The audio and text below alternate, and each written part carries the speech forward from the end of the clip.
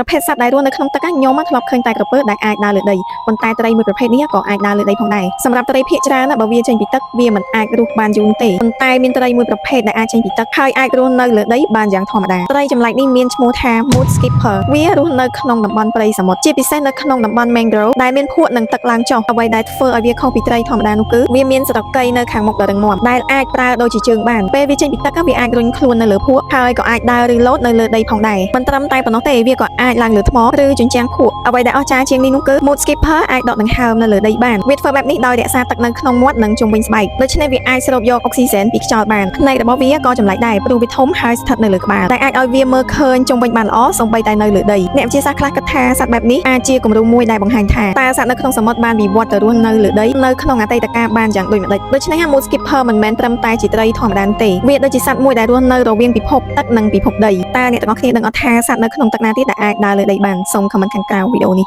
សូមកុំភ្លេចជួយ follow និង subscribe បើសិនជាអ្នកទាំងអស់គ្នាចង់ដឹងរឿងរ៉ាវជំនាញពិភពលោក